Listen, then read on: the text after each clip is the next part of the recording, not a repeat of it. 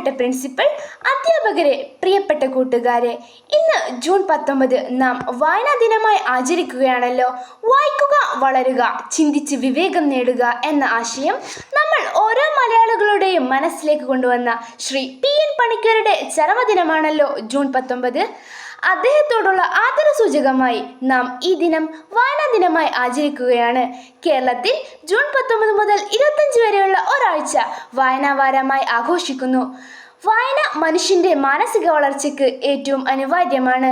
വളരെയധികം ചിന്തിക്കുക, കുറച്ച് മാത്രം സംസാരിക്കുക, അതിലും കുറച്ച് എഴുതുക.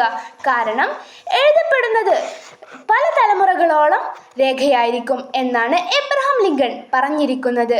നമ്മൾ മലയാളികളെ വായനയുടെ ലോകത്തേക്ക് കൈപ്പിടിച്ചുയർത്തിയ ശ്രീ PN പണിക്കർ കേരള ഗ്രന്ഥശാല സംഘത്തിന്റെ ഉപജ്ഞാതാവും പ്രചാരകനുമായിരുന്നു. ലോകത്തിൽ എത്ര തന്നെ മാറ്റങ്ങൾ വന്നാലും വായനയുടെ പ്രാധാന്യം കുറയുന്നില്ല. കാലത്തിനനുസരിച്ച് വായനയുടെ രീതിയിൽ മാറ്റങ്ങൾ വന്നേക്കാം.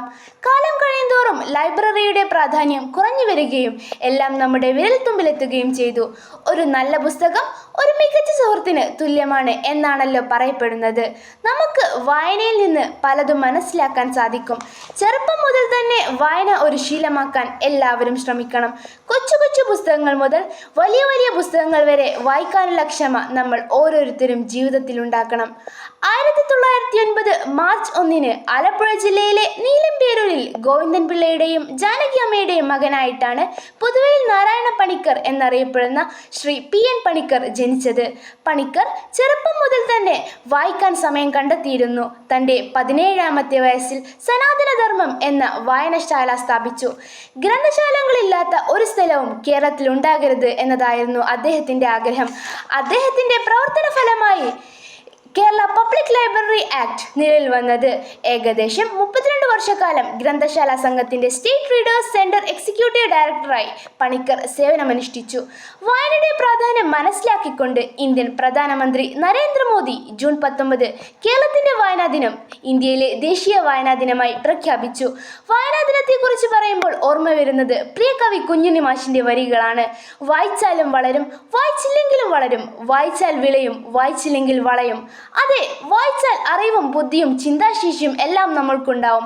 വായിക്കാതിരുന്നാൽ നമ്മുടെ ശരീരം മാത്രമേ വളരുകയുള്ളൂ, മനസ്സ് വളരാൻ ബുദ്ധിമുട്ടാണ്.